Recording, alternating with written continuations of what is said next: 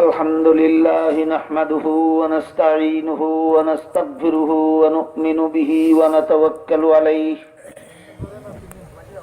ونعوذ بالله من شرور أنفسنا ومن سيئات أعمالنا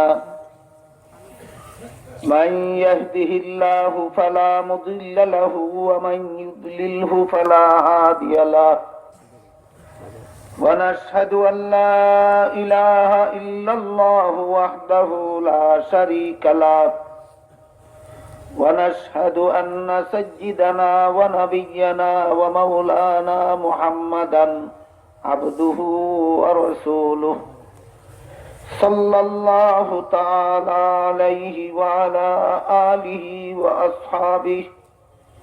وأصحابه وبارك وسلم أما بعد فأعوذ بالله من الشيطان الرجيم بسم الله الرحمن الرحيم فأما من ثقلت موازينه فهو في عيشة راضية وأما من خفت موازينه فأمه هاوية وما أدراك ما هي نار حامية بارك الله لنا ولكم في القرآن العظيم ونفعنا وإياكم بالآيات والذكر الحكيم শ্রদ্ধেয় সভাপতি হযরত উলামায়ে কেরাম, এলাকার সর্বস্তরের মুসলমান ভাইসব ও আমার পর্দানিশীন মা বোনেরা, আল্লাহ পাক রব্বুল আলামিনের পবিত্র কালাম কুরআন শরীফ এর সর্বমোট আয়াত সংখ্যা প্রায় ৬৫০০। সামান্য কিছু কম বেশ ৬৫০০। এই ৬৫০০ আয়াতের মধ্যে ৫০০ আয়াতে বিধিবিধান আছে। ৬৫০০ আয়াতের ৫০০ আয়াতে বিধিবিধান আছে, আর বাকি আয়াতগুলিতে বিধিবিধান নাই। সে আয়াতগুলিতে আছে শুধু ওয়াজ নসিহত। প্রায় ৫০০ আয়াতে বিধান আছে, আর প্রায় ৬০০০ আয়াতে আছে নসিহত। এই ৬০০০ আয়াতে আল্লাহ দুনিয়াবাসী মানুষের উদ্দেশ্যে ৩ পদ্ধতিতে নসিহত করেছে। একটা পদ্ধতির নাম হলো তাজকির বি আলা ইল্লাহ, আর একটা পদ্ধতির নাম হলো তাজকির বি আইয়ামিল্লাহ, আর একটা পদ্ধতির নাম হলো তাজকির বিমা বাদাল মাউত। বাংলায় আল্লাহর কুদরতের বিবরণ দিয়া নসিহত, অতীতের ঘটনাবলীর বিবরণ দিয়ে নসিহত, পরকালের বিবরণ দিয়ে নসিহত। বুঝে থাকলে একটু দয়া করে বলুন, পবিত্র কোরআনের প্রায় ৬০০০ আয়াতে আল্লাহ কত পদ্ধতির নসিহত করেছেন? ৬০০০ আয়াতে যদি ৩ পদ্ধতিতে নসিহত করা হয়, তাহলে গড়ে এক এক পদ্ধতির নসিহতে কত আয়াত হয়? ২০০০। প্রায় ২০০০ আয়াতে আল্লাহ তার কুদরতের বিবরণ দিয়ে নসিহত করেছেন। আরো ২০০০ আয়াতে আল্লাহ অতীতের ঘটনাবলীর বিবরণ দিয়ে নসিহত করেছেন। আরো ২০০০ আয়াতে আল্লাহ পরকালের বিবরণ দিয়ে নসিহত করেছেন। পরকালীন বিবরণ সম্বলিত নসিহতের এই 2000 আয়াত থেকে আমি মাত্র কয়েকটা আয়াত আপনাদের সামনে তিলাওয়াত করেছি। 2000 আয়াতের তাফসীর দূরের কথা, 2000 আয়াতের তরজমা দূরের কথা, 2000 আয়াত তো বাকি রাতে তিলাওয়াত করে শেষ করা যাবে। তাই পরকালের বিবরণ সম্বলিত 2000 আয়াতের একটা সংক্ষিপ্ত সারমর্ম আপনাদের সামনে তুলে ধরতে চাই। তা হলো, আমি আশা করি মুসলমান হিসাবে আপনারা সবাই জানেন এবং বিশ্বাস করেন যে এই জগৎটা আল্লাহ একদিন ধ্বংস করে দেবে। ইসরাফিল নামে একজন ফিরিস্তা আছে, তার হাতে সূর নামে একটা জিনিস আছে। কোরআনের ভাষায় এটাকে সূর বলা হয়, বাংলায় বলা হয় সিংহা। এটা এমন জিনিস যাতে ফুঁক দিলে এত বিকট আওয়াজ হবে যে আওয়াজের বিকটতার কারণে সমস্ত জগৎ চুরমার হয়ে যাবে। এই সূর বা সিংহা ইসরাফিল ফিরিস্তার হাতে দেওয়া হয়েছে। তিনি হাতে নিয়ে অপেক্ষায় আছেন। যেদিন আল্লাহ হুকুম দিবেন সেই দিন ফুঁক মারবেন, সমস্ত জগৎ ধ্বংস হয়ে যাবে। কোন দিন আল্লাহ হুকুম দিবেন? হাদিস শরীফে উল্লেখ আছে, রাসূল করিম সাল্লাল্লাহু আলাইহি ওয়াসাল্লাম বলেন, যেদিন দুনিয়াতে একটা মানুষও আল্লাহকে ডাকার মতো থাকবে না, সেই দিন ইসরাফিল ফিরিস্তাকে আল্লাহ হুকুম দিবেন সিংহায় ফুঁক দেওয়ার জন্য। ফুঁকের মাধ্যমে সব ধ্বংস হয়ে যাবে, কিচ্ছুই থাকবে না।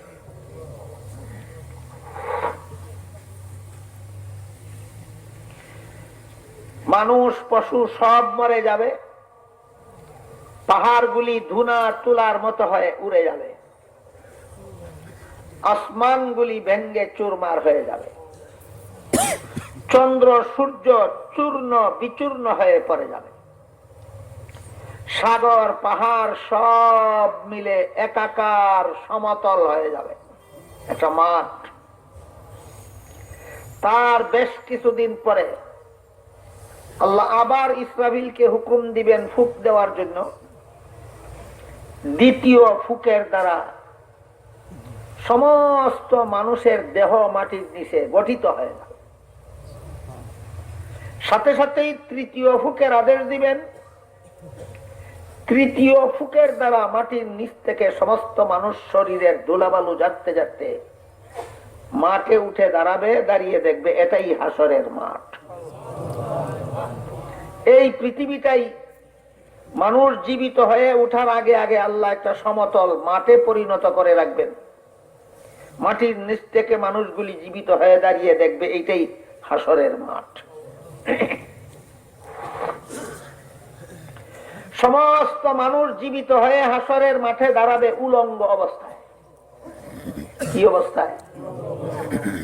হাদিস শরীফে আল্লাহর রাসূল যখন বলেছিলেন যে হাসরের মাঠে মানুষগুলি উলঙ্গ অবস্থায় দাঁড়াবে, তখন উম্মুল মুমিনিন হযরত আয়েশা রাদিয়াল্লাহু তাআলা আনহা জিজ্ঞাসা করলেন, ওগো আল্লাহর রাসূল, হাসরের মাঠে সারা দুনিয়ার সমস্ত নারী পুরুষ একের সামনে ও পরে উলঙ্গ অবস্থায় দাঁড়াবে, এটা তো বড় লজ্জার কথা।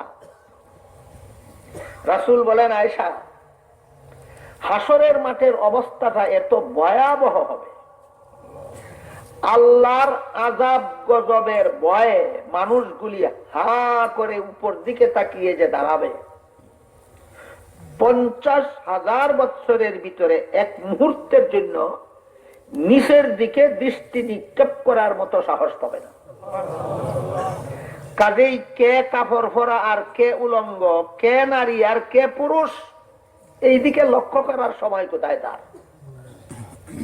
আমি আশা করি এই একটা হাদিসের মর্মের দ্বারাই আপনারা বুঝতে পারেন হাসরের মাঠের অবস্থা কত ভয়াবহ হবে। হাসরের মাঠের অবস্থাটা মামুলি হবে না ভয়ঙ্কর? এই ভয়ঙ্কর অবস্থাটাকেই কিয়ামতের বিভীষিকা বলা হয়। আরেক হাদিসে রাসূল করিম সাল্লাল্লাহু আলাইহি ওয়াসাল্লাম বলেন, সেই ভয়াবহ হাসরের মাঠে একটা আদম সন্তান নড়াচড়া করতে পারবে না, স্থানান্তরিত হতে পারবে না, ঠাই জায়গায় দাঁড়িয়ে থাকতে হবে যতক্ষণ পর্যন্ত তাকে 5টা বিষয়ে প্রশ্ন করা না হবে। বুঝে থাকলে বলুন তো, হাসরের মাঠে সমস্ত মানুষকেই কতটা বিষয়ে প্রশ্ন করা হবে? প্রথম বিষয়টা হলো তোমার দুনিয়ার জীবনটা কোন কাজে বিলীন করেছ। দ্বিতীয় প্রশ্ন হবে যৌবন কালে কি করেছ। তৃতীয় প্রশ্ন হবে দুনিয়ার জীবনে যত সম্পদ উপার্জন করেছ, হালাল উপায়ে করেছ না হারাম উপায়ে করেছ। চতুর্থ প্রশ্ন হবে উপার্জিত সম্পদ হালাল কাজে খরচ করেছ না হারাম কাজে খরচ করেছ। পঞ্চম প্রশ্ন হবে দুনিয়ার জীবনে আল্লাহর হুকুম রাসূলের তরিকা যে পরিমাণ জানতে পেরেছ, এর মধ্যে কি পরিমাণ আমল করেছ। 5টা প্রশ্ন না করা পর্যন্ত একটা মানুষকে নড়াচড়া করতে দেওয়া হবে না, ঠাই জায়গায় দাঁড়াইয়া থাকতে হবে। কতদিন? আল্লাহ নিজেই কোরআনে বলেন 50,000 বছর। 50,000 বছর সমস্ত মানুষ উলঙ্গ অবস্থায় এক জায়গায় দাঁড়াইয়া থাকতে হবে। গেল এক ব্যাপার।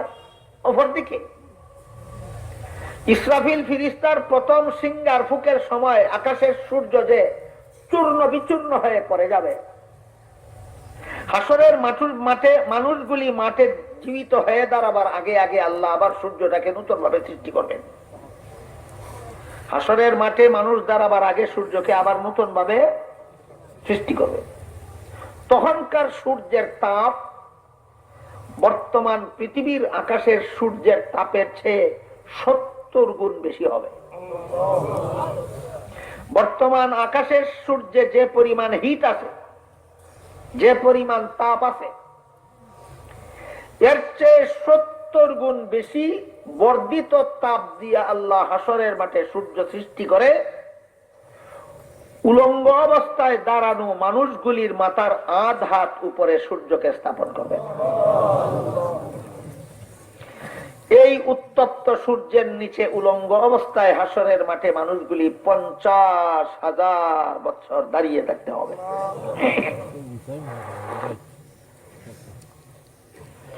এর এক বিবরণ দিয়ে আল্লাহ পাক রব্বুল আলামিন হাসরের মাঠে সেই ভয়াবহ বিবরণ দিয়ে আল্লাহ এক আয়াতে বলেন, فَكَيْفَ تَتَّقُونَ إِن كَفَرْتُمْ يَوْمًا يَجْعَلُ الْوِلْدَانَ شِيبًا। এ দুনিয়ার মানুষেরা, যদি আল্লাহ বিরোধী কাজ করো দুনিয়ায়, তাহলে সেই দিন কিভাবে তুমি রক্ষা পাবে? যে দিনের ভয়াবহ পরিস্থিতি শিশুদেরকে বৃদ্ধ বানিয়ে দেবে। হাসরের মাঠের ভয়ঙ্কর অবস্থা দেখে শিশুরা বৃদ্ধ হয়ে যাবে। চিন্তা করুন, কেমন ভয়ঙ্কর পরিস্থিতি দেখলে শিশু বৃদ্ধ হয়ে যেতে পারে। অন্য আয়াতে আল্লাহ বলেন, ইয়া আইয়ুহান নাসু ইত্তাকু রাব্বাকুম ইন্না জালজালাতাস সাআতি শাইউন আযীম ইয়াওমা তারাউনাহা তাযহালু কুল্লু মুরদিয়াতিন আম্মা আরদাত ওয়া তাদাউ কুল্লু যাতি হামলিন হামলাহা وَتَرَى النَّاسَ سُكَارَى وَمَا هُمْ بِسُكَارَى وَلَكِنَّ عَذَابَ اللَّهِ شَدِيدٌ। আল্লাহ বলেন, হে দুনিয়ার মানুষেরা, আল্লাহর আযাব গজবকে ভয় করো। নিশ্চয়ই কিয়ামতের মহাপ্রলয় ভয়ঙ্কর। সেই ভয়ঙ্কর মহাপ্রলয়ের ভয়ঙ্কর দৃশ্য দেখলে গর্ভবতী মায়েদের গর্ভ খসে যাবে। সেই হাসরের মাঠের ভয়াবহ পরিস্থিতি দেখলে শিশুর মায়েরা দুধ পানকারী শিশুকে বলে যাবে। হে রাসূল করিম সাল্লাল্লাহু আলাইহি ওয়াসাল্লাম, সেই ভয়াবহ হাসরের মাঠে আপনি মানুষগুলিকে দেখবেন মাতাল, আসলে মাতাল নয়, ভয়াবহ পরিস্থিতির কারণে মাতালের আকার ধারণ করে। এই পর্যন্ত যে কয়েকটা আয়াতের মর্ম আপনাদেরকে শোনানো হলো, এর দ্বারা কি বুঝলেন? হাসরের মাঠের অবস্থাটা সাধারণ হবে না ভয়ঙ্কর? হাসরের মাঠের অবস্থা হবে ভয়ঙ্কর। সেই ভয়াবহ কিয়ামতের দিনে মানুষের নাজাতের যে সমস্ত পথ,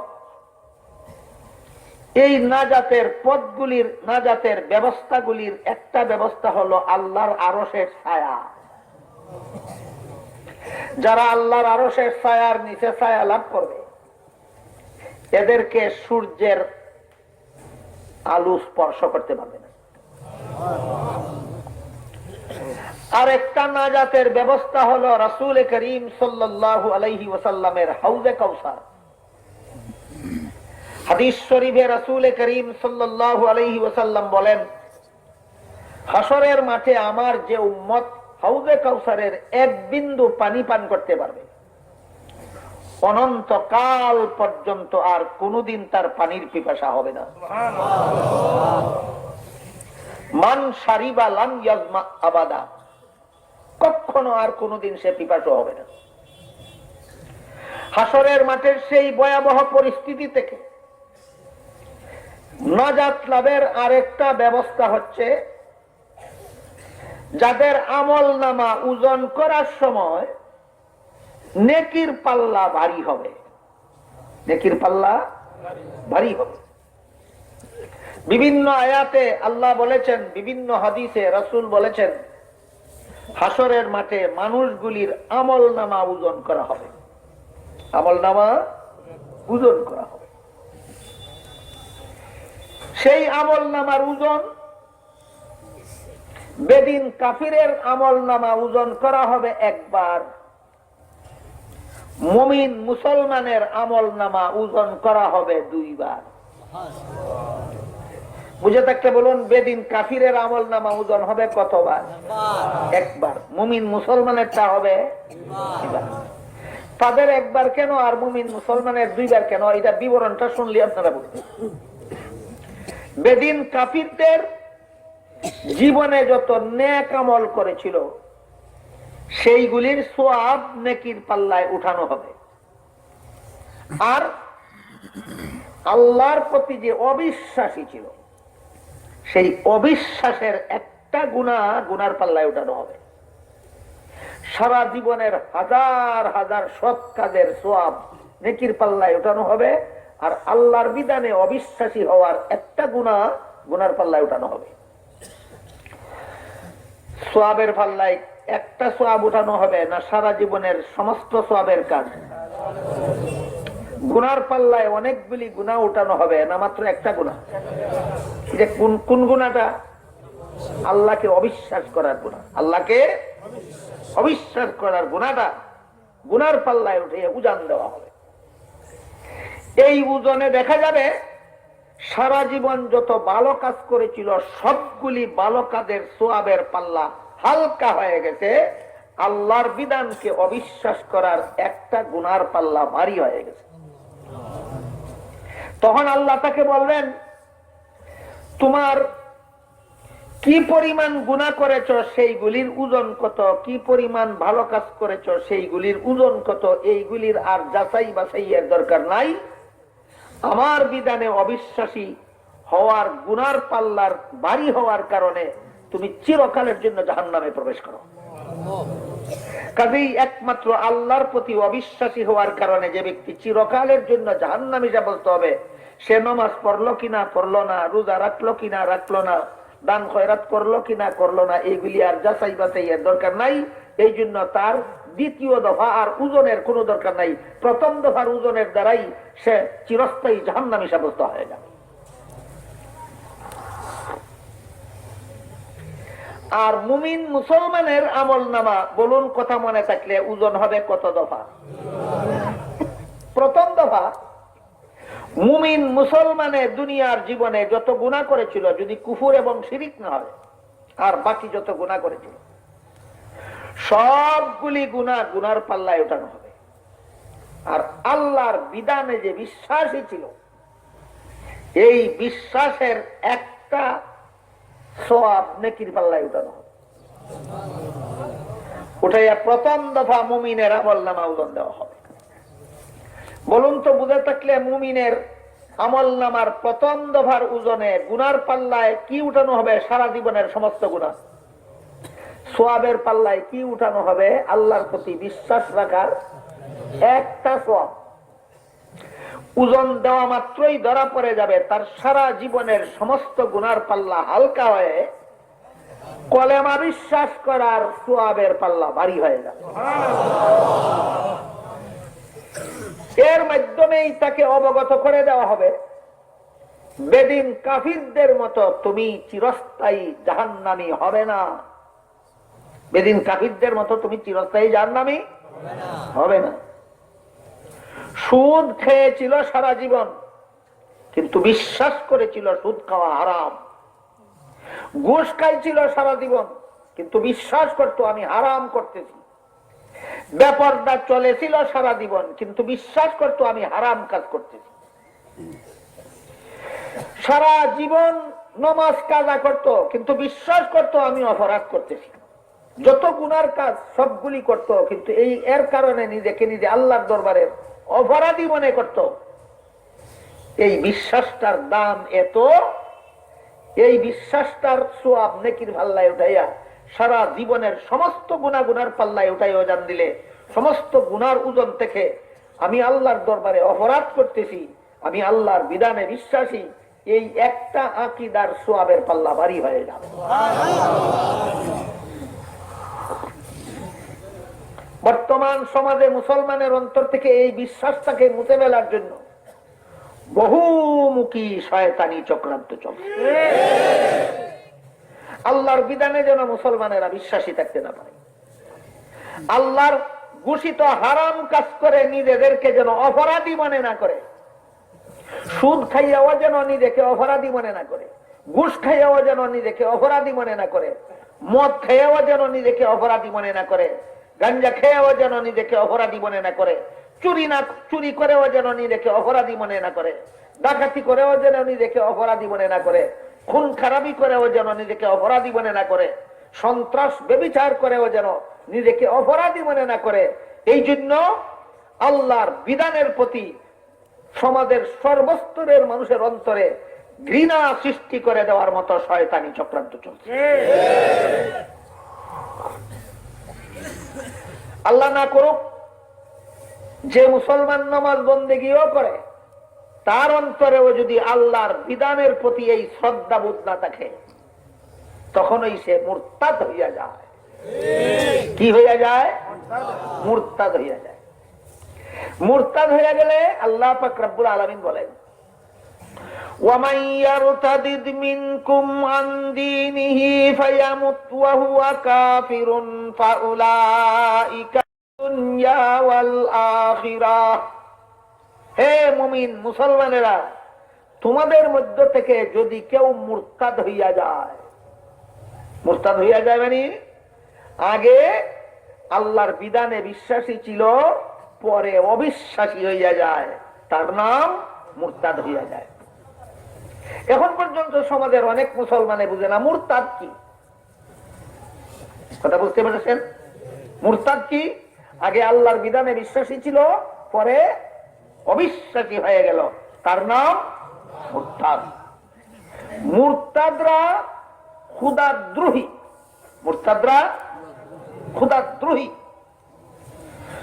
রাষ্ট্রীয় আইনে কোন নাগরিক যদি রাষ্ট্রদ্রোহী হয়, তাহলে তার শাস্তি হয় প্রাণদণ্ড।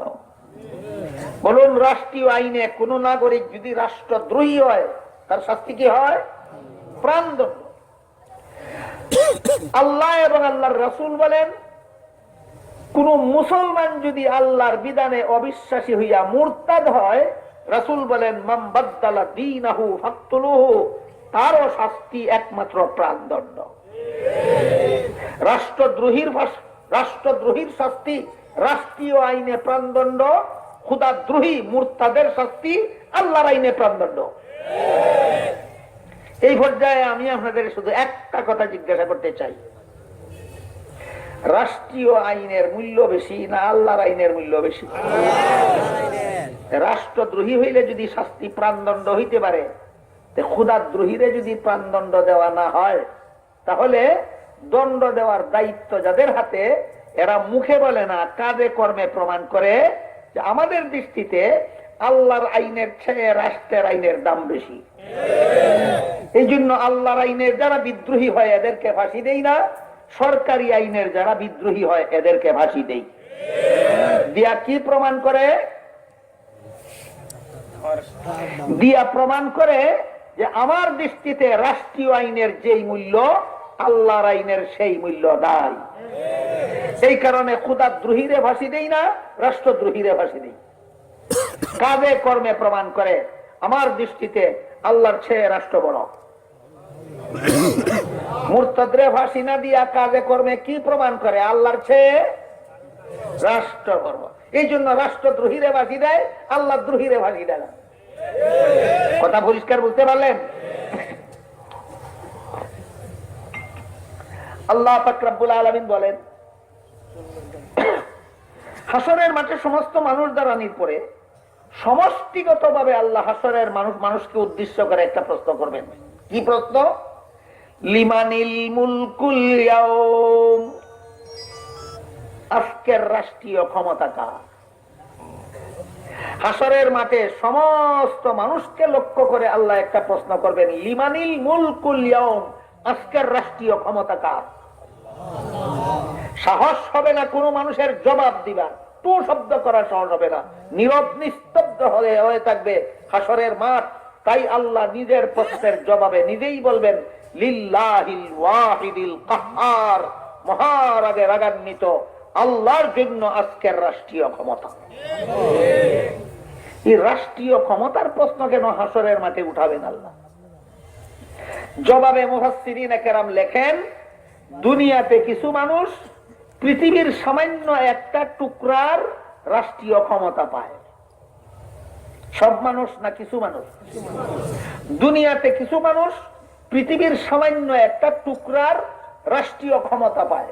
রাষ্ট্রীয় ক্ষমতা পাওয়ার পরে এরা নিজের আইনকে আল্লাহর আইনের চেয়ে বেশি গুরুত্বপূর্ণ মনে করে। আল্লাহর আইনের চেয়ে আমার আইনের দাম বেশি, আল্লাহর আইনের মূল্য আমার আইনের চেয়ে কম মনে করে। এই সমস্ত রাষ্ট্রপতিরা আল্লাহর দৃষ্টিতে খোদাদ্রোহী। এই ধরনের খোদাদ্রোহীদের শাস্তি কত ভয়ঙ্কর হবে সেদিকে ইঙ্গিত করার জন্য আল্লাহ হাসরের মাঠে রাষ্ট্রীয় ক্ষমতার প্রশ্ন উত্থাপন করবেন, এবং কেউ যখন কোনো জবাব দেবে না, আল্লাহ নিজেই নিজের প্রশ্নের জবাবে বলবেন, লিল্লাহিল ওয়াহিদিল কাহ্হার, মহারাগে রাগান্বিত আল্লাহর হাতে আজকের রাষ্ট্রীয় ক্ষমতা। আল্লাহর এক নাম কাহ্হার, এর অর্থ মহারাগে রাগান্বিত। আল্লাহর আর এক নাম রহমান, এর অর্থ মহাদয়ায় দয়াবান। হাসরের মাঠে আল্লাহ লিল্লাহিল ওয়াহিদির রহমান বলবেন না, হাসরের মাঠে আল্লাহ বলবেন লিল্লাহিল ওয়াহিদিল কাহ্হার। কেন? রহমান তো আল্লাহর নাম, এই কথাটা হাসরের মাঠে ঘোষণা করবেন না কেন? কাহ্হার নাম ঘোষণা করবেন কেন? প্রশ্নের জবাবে মুফাসসিরিনে কেরাম লেখেন, ওই সমস্ত রাষ্ট্রপতিদের শাস্তি কত ভয়ঙ্কর হবে সেই দিকে ইঙ্গিত করার জন্যই আল্লাহ রহমান নামের ঘোষণা করবেন না, হাসরের মাঠে কাহ্হার নামের ঘোষণা করবেন। আমি আল্লাহ আজকে ওই সমস্ত রাষ্ট্রনায়কদের প্রতি মহারাগে রাগান্বিত যারা নিজের আইনকে আমি আল্লাহর আইনের চেয়ে বেশি বড় মনে করত। তাহলে হাসরের মাঠ তো এমনি ভয়ঙ্কর, সমস্ত মানুষের জন্যই হাসরের মাঠের অবস্থা হবে ভয়াবহ। এর মধ্যে মারাত্মক ভাবে ভয়াবহ অবস্থা হবে হাসরের মাঠটা ওই সমস্ত রাষ্ট্রনায়কদের জন্য যারা সামান্য এক টুকরা পৃথিবীর এক টুকরার শাসন ক্ষমতা পাইয়া আল্লাহর আইনের চেয়ে নিজের আইনের গুরুত্ব বেশি দিত।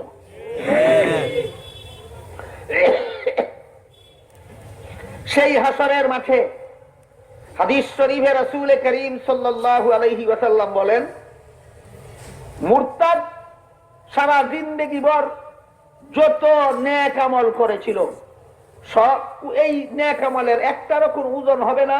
সে যে মুরতাদ হয়ে গেল, খোদাদ্রোহী হয়ে গেল, এর গুনার পাল্লা ভারী হয়ে যাবে। এইরকম যত বেদিন কাফির, এদের বেদিন কাফির হওয়ার একটা মাত্র গুনার পাল্লা ভারী হয়ে যাবে, আর সারা জীবনের সমস্ত ইবাদত বন্দেগী নেকির কাজের পাল্লা হালকা হয়ে যাবে। কিন্তু মুমিন মুসলমানের বেলায় এদের সারা জীবনের গুনার পাল্লায় উঠাইয়া আল্লাহর বিধানে যে বিশ্বাসী ছিল, একটা বিশ্বাসের সওয়াব নেকির পাল্লায় উঠাইয়া ওজন দেওয়ার পরে দেখা যাবে সারা জীবনের সমস্ত গুনার চেয়ে আল্লাহর বিধানে বিশ্বাসী হওয়ার সওয়াবের পাল্লা ভারী হয়ে যাবে। এটা হলো মুমিনের প্রথম দফার ওজন। এই ওজনের দ্বারা একটা কথা ফয়সালা হয়ে যাবে যে তুমি মুরতাদদের মতো চিরস্থায়ী জাহান্নামী না, তুমি বেদিন কাফিরদের মতো চিরস্থায়ী জাহান্নামী না। এটা সাব্যস্ত হবে প্রথম দফার ওজনের দ্বারা। তারপরে এদেরকে বলা হবে প্রথম দফার ওজনের দ্বারা সাব্যস্ত হলো তুমি চিরস্থায়ী জাহান্নামী না, কিন্তু তুমি নির্ধারিত মেয়াদের জন্য জাহান্নামী কিনা এটা সাব্যস্ত হবে দ্বিতীয় দফার ওজনে। এবার বুঝলেন মুমিনের আমল নামা দুই দফা ওজন হবে কেন? প্রথম দফার ওজনের দ্বারা সাব্যস্ত হবে তুমি চিরস্থায়ী জাহান্নামী না, আর দ্বিতীয় দফার ওজনে সাব্যস্ত হবে তুমি নির্ধারিত মেয়াদের জন্য জাহান্নামী কি না। দ্বিতীয় দফার ওজনে সাব্যস্ত হবে তুমি নির্ধারিত মেয়াদের জন্য জাহান্নামী কি না।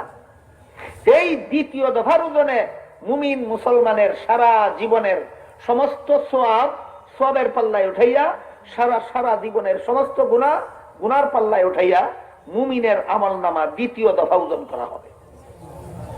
এবার বুঝতে পেরেছেন মুমিনের আমল নামা দুইবার ওজন হবে কেন? একবার হবে ইমানের ওজন, আর একবার হবে আমলের ওজন। বলুন, মুমিনের প্রথম দফা হবে কিসের ওজন? ইমানের ওজন। দ্বিতীয় দফা হবে আমলের ওজন। বেদিন কাফিরের যেহেতু ইমানেই নাই, এই কারণে আমলের কোনো ওজনই হবে না। কথা বুঝলেন কিনা দেখুন, বেদিন কাফিরের যেহেতু ইমানেই নাই, এই জন্য আমলের কোনো ওজনই হবে না। মুমিন মুসলমানের যেহেতু ইমান আছে, এই জন্য দ্বিতীয় দফায় এদের আমলের ওজনটা কিভাবে হবে? সারা জীবনের সমস্ত সওয়াবের পাল্লায় উঠাইয়া, সারা জীবনের সমস্ত গুনার পাল্লায় উঠাইয়া দ্বিতীয় দফা মুমিনের আমল নামা ওজন হবে। দ্বিতীয় দফার ওজনে যাদের সওয়াবের পাল্লা ভারী হয়ে যাবে এরা জান্নাতি সাব্যস্ত হবে। দ্বিতীয় দফার ওজনে যে সমস্ত মুমিনের গুনার পাল্লা ভারী হবে এরা নির্ধারিত মেয়াদের জন্য জাহান্নামী সাব্যস্ত হবে। আমার কথা বুঝে থাকতে বলুন, দ্বিতীয় দফার ওজনে আপনাদের গুনার পাল্লা ভারী হলে কি চিরকালের জন্য জাহান্নামে যাবেন? যাবেন না। তাইলে দ্বিতীয় দফার ওজনে আপনাদের গুনার পাল্লা ভারী হইলে কোনো ক্ষতি নাই। কি ক্ষতি? নির্ধারিত মেয়াদের জন্য জাহান্নামে যাইতে হবে, চিরকালের জন্য জাহান্নামে যাইতে হবে না। এটা প্রথম দফার ওজনের দ্বারা পরিষ্কার হয়ে যাবে। দ্বিতীয় দফার ওজনে যদি গুনার পাল্লা ভারী হয় তাহলে নির্ধারিত মেয়াদের জন্য জাহান্নামে যাইতে হবে, সেটা সাব্যস্ত হয়ে যাবে।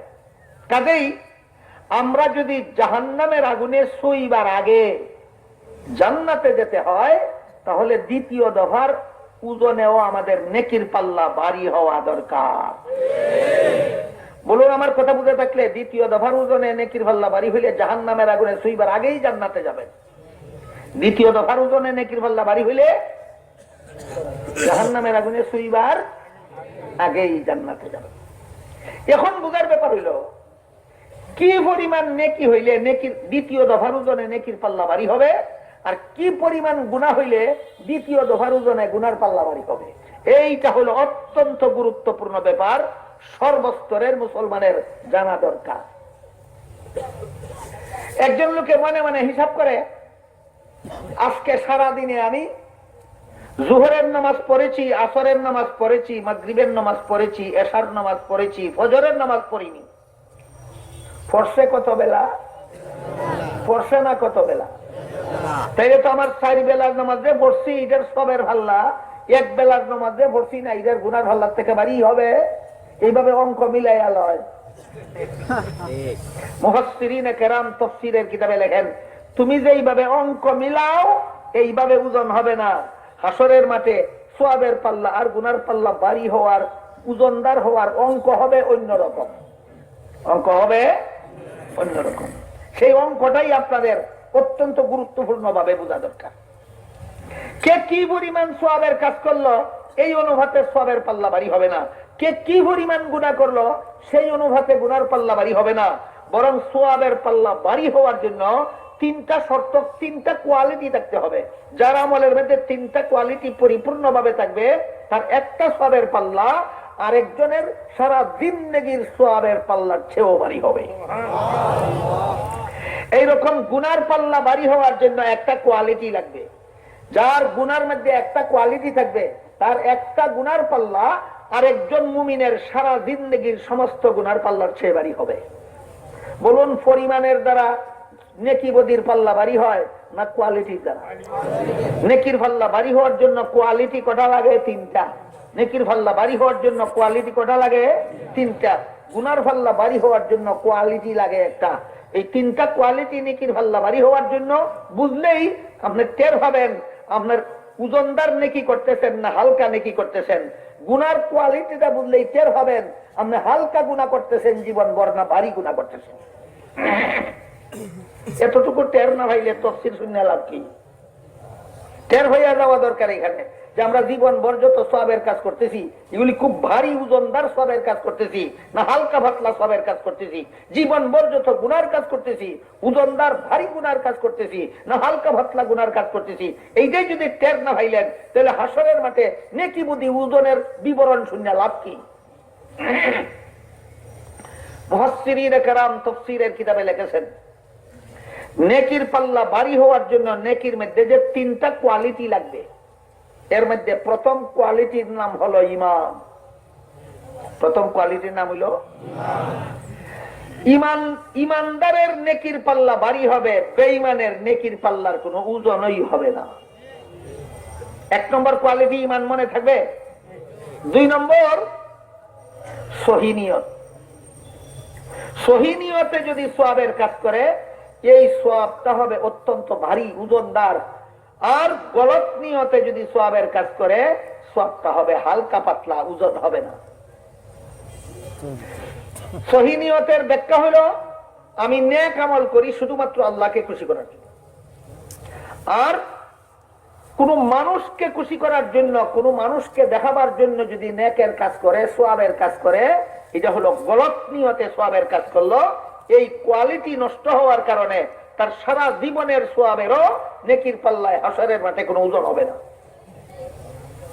বুঝে থাকতে বলুন তো, সওয়াবের পাল্লায় সওয়াব ওজনদার হওয়ার জন্য প্রথম কোয়ালিটিটা কি? ঈমান। দ্বিতীয় কোয়ালিটিটা কি? সহিহ নিয়ত। 3 নম্বর কোয়ালিটিটা হলো নবীর সুন্নাত। 3 নম্বর কোয়ালিটিটা হলো নবীর সুন্নাত। যার নেক আমল নবীর সুন্নাত মতে হবে, তার 2 রাকাত নামাজের ওজন যে সারা জীবন ভর নবীর সুন্নাত বিবর্জিত নামাজ পড়ে তার সারা জিন্দেগীর নামাজেও এত ওজন হবে না। সুন্নাত মতো যে নামাজ পড়ে তার 2 রাকাত নামাজের যত ওজন হবে। কোয়ালিটিগুলি আমাদের বোঝা দরকার। সারা জীবন ভর কোয়ালিটিগুলি স্মরণ রাখা দরকার। সারা জীবন ভর যত সওয়াবের কাজের তৌফিক আল্লাহ দান করেন, হালকা পাতলা সওয়াবের কাজ করা দরকার না, ওজনদার সওয়াবের কাজ করা দরকার। বুঝে থাকতে বলুন, ওজনদার সওয়াবের কাজ করতে হলে কোয়ালিটি কটা থাকতে হবে আমার আমলে? ঈমান, সহিহ নিয়ত, নবীর সুন্নাত। ঈমান, সহিহ নিয়ত, নবীর সুন্নাত। ঈমান, সহিহ নিয়ত, নবীর সুন্নাত। কাদিয়ানীরা ঈমান রাখে না বেঈমান? নামাজও পড়ে কিনা, রোজাও রাখে কিনা, হজও করে কিনা? বেঈমানে নামাজ পড়লে, বেঈমানে রোজা রাখলে, বেঈমানে হজ করলে কি হবে? উযু ছাড়া সারা রাত নফল নামাজ পড়লে যা হবে। বলেন উযু ছাড়া সারা রাত নফল নামাজ পড়লে কি হবে? কোনো কাজ হবে না। ঠিক তেমনি ভাবে কাদিয়ানীরা নামাজ রোজা ইবাদত বন্দেগী করলে কোনো কাজ হবে না, কারণ তার আমল ওজনদার হওয়ার জন্য প্রথম নম্বর কোয়ালিটি নাই। কত নম্বর কোয়ালিটি নাই? প্রথম নম্বর কোয়ালিটি। 2 নম্বর কোয়ালিটি সহিনিয়ত। হাদিস শরীফে উল্লেখ আছে, রাসূল করিম সাল্লাল্লাহু আলাইহি ওয়াসাল্লাম বলেন, হাসরের বিচারে 3 দল ভালো মানুষ নেক আমলওয়ালা জাহান্নামে যাবে সহিনিয়তের অভাবে। 3 দল নেক আমলওয়ালা জাহান্নামে যাবে, 3 দল নেক আমলওয়ালা জাহান্নামে যাবে সহিনিয়তের অভাবে। কত দল? প্রথম দল। রাসূল বলেন, হাসরের মাঠে আল্লাহ একদল শহীদরে জিজ্ঞাসা করবেন, মেহেরবানি করে আপনারা নড়াচড়া করবেন, আমি আর কয়েক মিনিটে কথা শেষ করে দেব ইনশাআল্লাহ। আল্লাহর রাসূল বলেন, হাসরের মাঠে আল্লাহ একদল শহীদরে জিজ্ঞাসা করবেন, তোমরা কি আমল করেছো? এরা বলবে, আল্লাহ তোমার রাস্তায় জিহাদ করেছি, লড়াই করেছি, গলা কাটাইয়া শহীদ হয়েছি। আল্লাহ ফিরিস্তাকে বলবেন, ফিরিস্তা এই সমস্ত শহীদের ঠ্যাঙ্গে জিঞ্জির দিয়া বাঁধো আর উল্টা হেসাইয়া জাহান্নামে নিয়ে যাও। শহীদরা আল্লাহর কাছে জানতে চাইবে, আমাদের কি অপরাধ? আল্লাহ বলবেন, তোমাদের অপরাধ হইল আমলটা ভালো করেছো, কিন্তু আমি আল্লাহকে খুশি করার নিয়তে নয়। সমাজের মানুষ তোমাকে বীর যোদ্ধা বলবে, এই জন্য সমাজের মানুষের কাছ থেকে বীর যোদ্ধা উপাধি পাওয়ার জন্য তুমি যুদ্ধ করেছো, আমি আল্লাহকে খুশি করার জন্য নয়। সুতরাং তোমার মতো শহীদের পুরস্কার আমি আল্লাহর কাছে জাহান্নামের আগুন ছাড়া আর কিছু নাই। তারপরে আল্লাহ রাসূল বলেন, একদল দান খয়রাতকারীকে আল্লাহ জিজ্ঞাসা করবেন হাসরের মাঠে, তোমরা কি করেছো? এরা বলবে, আল্লাহ বড় কষ্ট করে টাকা পয়সা উপার্জন করেছিলাম, কিন্তু এর মধ্যে থেকে অনেকগুলি টাকা পয়সা তোমার রাস্তায় দান খয়রাত করে দিয়েছিলাম।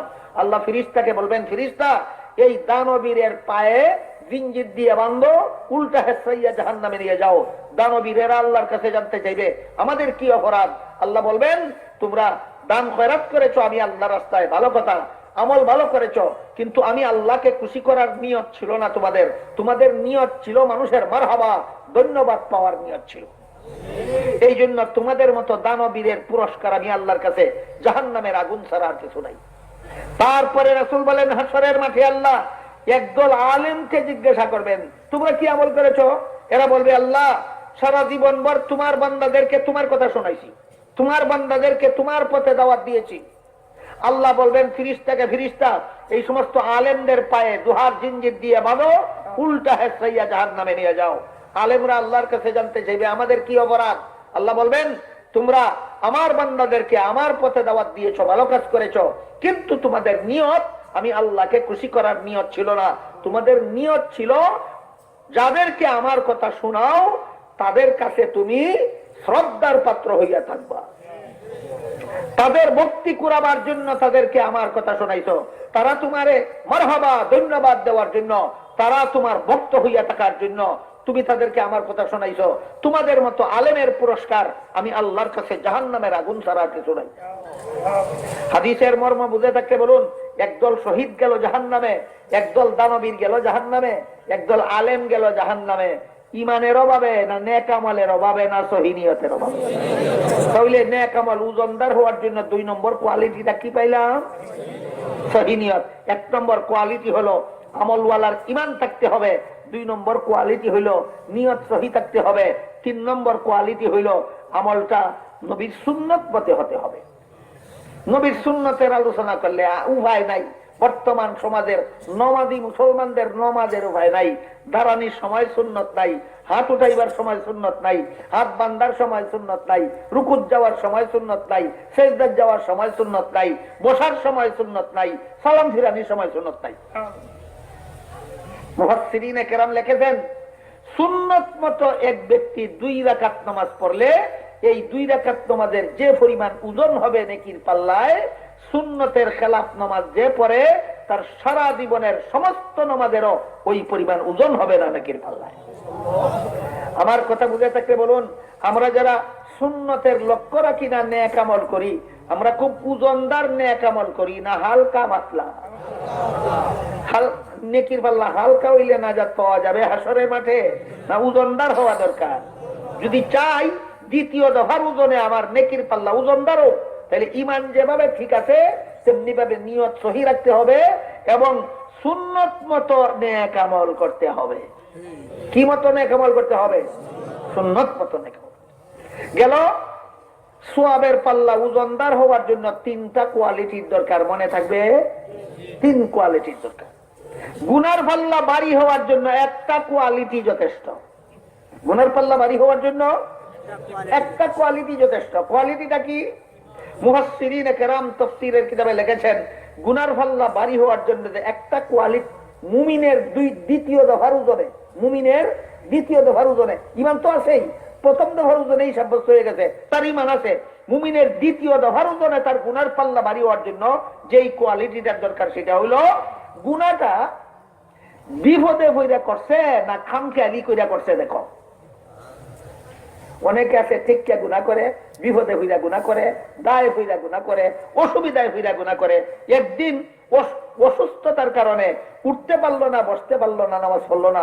একদিন দৌড়াইতে দৌড়াইতে গাড়ি ধরতে পারবে না, এই জন্য নামাজ পড়তে পারলো না। আর একদিন উজুর পানি পাইল না, তাই এমন করার ব্যবস্থা হইল না, তালাশ করতে করতে নামাজ পড়তে পারলো না। এই ব্যক্তি সারা জীবন ভর যত নামাজ কাজা করছে সবগুলি কাজা নামাজের গুনাহ, গুনার পাল্লায় চললে এত ওজনদার হবে না। যেই লোকটা খামোখা বসে গল্প গুজব করতে করতে নামাজ পড়ছে না, তার একদিন নামাজ না পড়ার গুনার পাল্লা যত ভারী হবে। এবার বলুন, মুমিনের গুনার পাল্লা ভারী হবে কতটা কোয়ালিটির কারণে। এই কোয়ালিটিটার নাম কি? অবহেলা। কোয়ালিটিটার নাম কি? যে যত অবহেলা করে গুনাহ করবে তার গুনার পাল্লা তত ভারী হবে, আর যে যত বিপদে হইরা গুনাহ করবে তার গুনার পাল্লা তত হালকা হবে। আমার কথা বুঝে থাকলে এবার বলুন, আমাদের বর্তমান সমাজের মুসলমানেরা যত সওয়াবের কাজ করে খুব ভারী না হালকা, আর যত গুনাহ করে এগুলি হালকা না ভারী? তাহলে দ্বিতীয় দফার ওজনে দশাটা কি হবে? এই জন্য বলছিলাম টের পাবেন বসা থাকলে কোন আপনাদের আমল নামার ওজনের অবস্থা কেমন, কথা বুঝতে পেরেছেন? তাই আল্লাহ পাক রব্বুল আলামিন বলেন, فَأَمَّا مَنْ ثَقُلَتْ مَوَازِينُهُ فَهُوَ فِي عِيشَةٍ رَاضِيَةٍ وَأَمَّا مَنْ خَفَّتْ مَوَازِينُهُ فَأُمُّهُ هَاوِيَةٌ وَمَا أَدْرَاكَ مَا هِيَ نَارٌ حَامِيَةٌ। আল্লাহ বলেন, সেই দিন যাদের নেকির পাল্লা ওজনদার হবে জান্নাত হবে তাদের ঠিকানা। সেই দিন যাদের গুনার পাল্লা ভারী হবে জাহান্নাম হবে তার ঠিকানা। বুঝে থাকলে বলুন, আজকে থেকেও আমরা, আগামী দিন থেকেও আমরা হালকা ওজনের সওয়াব করার চেষ্টা করা দরকার না ভারী ওজনের সওয়াব করার চেষ্টা করা দরকার? আগামীকাল থেকেও আমরা ভারী গুনাহ করার চেষ্টা করা দরকার না ভারী গুনার অভ্যাস বর্জন করা দরকার? আমি যেন খামখেয়ালি করে কোনো গুনাহ না করি, আমি যেন উদাসীনতা করে কোনো গুনাহ না করি, আমি যেন অবহেলা করে কোনো গুনাহ না করি, আমি যেন গল্প গুজব কইরা খেলাধুলা কইরা নামাজ কাজা না করি। আল্লাহ আপনাদের আমাদের সবাইকে কাল হাসরের সেই মহা কঠিন বিপদের দিনে নেকির পাল্লা ভারী হওয়ার মতো আমল, গুনার পাল্লা হালকা হওয়ার মতো আমল করার তৌফিক দান করুন। সবাই বলুন আমিন। সুবহানা রাব্বিকা রাব্বিল ইজ্জাতি আম্মা ইয়াসিফুন ওয়া সালামুন আলাল মুরসালিন ওয়ালহামদুলিল্লাহি রাব্বিল আলামিন। যারা দুআতে শরীক হবেন বসা থাকুন, আস্তে আস্তে মনে মনে আস্তাগফিরুল্লাহ দরুদ শরীফ পড়ুন।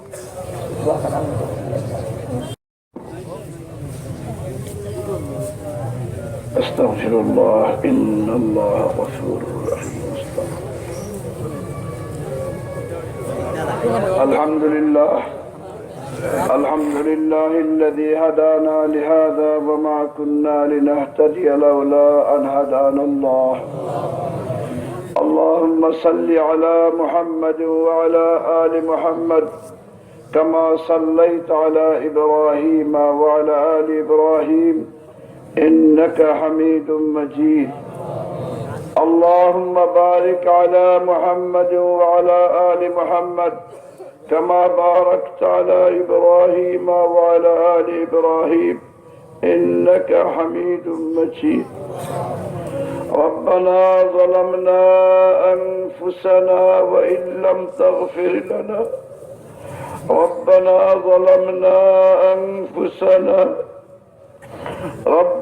ظلمنا أنفسنا وإن لم تغفر لنا وترحمنا لنكونن من الخاسرين اللهم إنا نستغفرك ونتوب إليك فاغفر لنا ما سلف منا من الذنوب من صغائرها وكبائرها وظواهرها وبواطنها اللهم نقنا من الذنوب كما ينقى الثوب الأبيض من الدنس اللهم باعد بيننا وبين خطايانا كما باعدت بين المشرق والمغرب يا أكرم الأكرمين ইয়া আরহামার রাহিমিন ইয়া আল্লাহ আমরা আমাদের জীবনের সমস্ত গুনাহ খাতা থেকে খালিস অন্তরে তওবা করলাম ইয়া আল্লাহ আমাদের তওবাকে কবুল ও মঞ্জুর করুন সগীরা কবীরা জাহিরা বাতিনা সর্বপ্রকার গুনাহ থেকে ইয়া আল্লাহ আমরা খালিস অন্তরে তওবা করলাম ইয়া আল্লাহ আমাদের মাফ করুন ইয়া আকরামাল আকরামিন ইয়া আরহামার রাহিমিন ইয়া আল্লাহ আমাদের মুর্দেগানকে মাফ করুন ইয়া আল্লাহ আমরা আমাদের অনেকেরই মা বাবা দুনিয়াতে নেই ইয়া আল্লাহ রব্বিরহামহুমা কামা রাব্বায়ানি সগীরা রব্বিরহামহুমা কামা রাব্বায়ানি সগীরা ইয়া আল্লাহ আমাদের যাদের মা বাবা উভয় আছেন বা একজন আছেন ইয়া আল্লাহ সিহহত ও আফিয়তের সাথে ইয়া আল্লাহ দীর্ঘ হায়াত দান করুন ইয়া আকরামাল আকরামিন ইয়া আরহামার রাহিমিন ইয়া আল্লাহ আমাদের নেক বানান আমাদের আওলাদদের নেক বানান ইয়া আকরাম ইয়া আল্লাহ আমাদের আসাতিজায়ে কেরাম মাশায়েখ বুজুর্গানে দ্বীন ইয়া আল্লাহ যারা দুনিয়া থেকে চলে গেছেন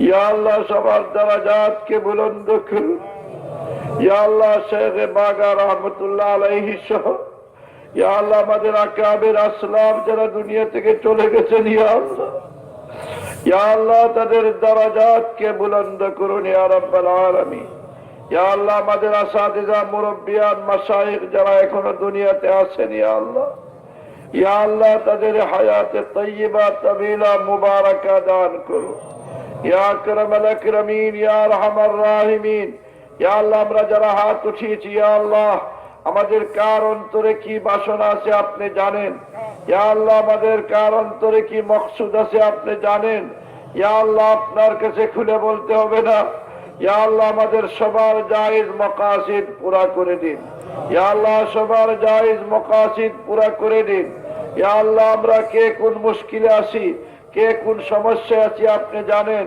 ইয়া আল্লাহ আমাদের সবার মুশকিলাত আসান করে দিন ইয়া আল্লাহ আমাদেরকে মুশকিল থেকে উদ্ধার করুন ইয়া আল্লাহ আমরা সবাই তো কম বেশি বিভিন্ন রোগে আক্রান্ত আছি ইয়া আল্লাহ আমাদেরকে শিফায়ে কামিলা আজিলা ইনায়াত করুন ইয়া আল্লাহ শিফায়ে কামিলা আজিলা ইনায়াত করুন ইয়া আকরামাল আকরামিন ইয়া আরহামার রাহিমিন ইয়া আল্লাহ তাফসীরুল কুরআন মাহফিলকে আপনি কবুল ও মঞ্জুর করুন ইয়া আল্লাহ যারা আয়োজন করেছেন ইন্তজাম করেছেন ইয়া আল্লাহ যারা আলোচনা করেছেন আলোচনা শুনেছেন ইয়া আল্লাহ যারা সাহায্য সহযোগিতা করেছেন পয়সা দিয়ে হোক অর্থ দিয়ে হোক শ্রম দিয়ে হোক পরামর্শ দিয়ে হোক সময় দিয়ে হোক যে যেভাবে সাহায্য সহযোগিতা করেছেন ইয়া আল্লাহ সবার সাহায্য সহযোগিতাকে কবুল ও মঞ্জুর করুন ইয়া আকরামাল আকরামিন ইয়া আল্লাহ তাফসীরুল কুরআনের মাধ্যমে ইয়া আল্লাহ এই অঞ্চলে কোরআনের সহি শুদ্ধ তাফসীর ইয়া আল্লাহ পৌঁছে দেওয়ার আপনি ব্যবস্থা করুন ইয়া রাব্বাল আলামিন ইয়া আরহামার রাহিমিন ইয়া আকরামাল আকরামিন ইয়া আরহামার রাহিমিন ইয়া আকরামাল আকরামিন ইয়া আল্লাহ আমাদের এই গরিব দেশটার উপর রহম করুন ইয়া আল্লাহ গরিব দেশটার উপর রহম করুন ইয়া রাব্বাল আলামিন ইয়া আল্লাহ এই দেশের অরাজক পরিস্থিতি আপনি দূর করে দিন ইয়া আল্লাহ এই অরাজক পরিস্থিতি দূর করে ইয়া আল্লাহ দেশের নাগরিকদেরকে নির্বিঘ্নে নিরাপদে বসবাস করার, ইয়া আল্লাহ চলাফেরা করার, ইয়া আল্লাহ আপনি সুব্যবস্থা করে দিন ইয়া রাব্বাল আলামিন। আল্লাহুম্মা সাল্লিত আলাইনা মান ইয়ারহামুনা ওয়া লা তুসাল্লিত আলাইনা মান লা ইয়ারহামুনা ইয়া আকরামাল আকরামিন। ইয়া আল্লাহ আমাদের এই দেশটার হেফাজত করুন ইয়া আল্লাহ। ইয়া আল্লাহ দেশি বিদেশি ষড়যন্ত্র থেকে ইয়া আল্লাহ আমাদের এই গরিব দেশটার হেফাজত করুন ইয়া আল্লাহ। দেশের সার্বভৌমত্বের হেফাজত করুন ইয়া আকরামাল আকরামিন। এই দেশের ভৌগোলিক সীমারেখার হেফাজত করুন ইয়া রাব্বাল আলামিন ইয়া আকরামাল আকরামিন। আল্লাহুম্মা আনসুরিল ইসলাম ওয়াল মুসলিমিন, আল্লাহুম্মা আনসুরিল ইসলাম ওয়াল মুসলিমিন, আল্লাহুম্মা আনসুরিল ইসলাম ওয়াল মুসলিমিন, আল্লাহুম্মা আনসুরিল মুস্তাদআফিন মিন উম্মতি মুহাম্মাদিন সাল্লাল্লাহু আলাইহি ওয়াসাল্লাম ফি মাশারিকিল আরদি ওয়া মাগারিবিহা। আল্লাহুম্মা আনসুরহুম নাসরান মুআজ্জারা ইয়া আকরামাল আকরামিন। ইয়া আল্লাহ যা আলোচনা 3 দিন যাবত ইয়া আল্লাহ আলোচনা হলো, আলোচনা শুনলাম আমরা, ইয়া আল্লাহ সেই আলোচনা মোতাবেক আমাদের জীবন গড়ার তৌফিক দান করুন ইয়া আকরামাল আকরামিন ইয়া আরহামার রাহিমিন। ইয়া আল্লাহ এই তাফসীরুল কোরআন মাহফিলের কে উপস্থিত হওয়াকে ইয়া আল্লাহ ইন্তজাম করাকে ইয়া আল্লাহ আমাদের নাজাতের জরিয়া বানিয়ে দিন ইয়া রাব্বাল আলামিন। রব্বানা তাকাব্বাল মিন্না ইন্নাকা আনতাস সামিউল আলিম। اللهم بلغ منا إلى روح سيدنا وحبيبنا وشفيعنا ومولانا محمد صلى الله عليه وسلم ألف ألف صلاة وتحية، وارزقنا شفاعته يوم القيامة. وصلى الله تعالى على خير خلقه محمد وآله وصحبه أجمعين. آمين برحمتك يا أرحم الراحمين.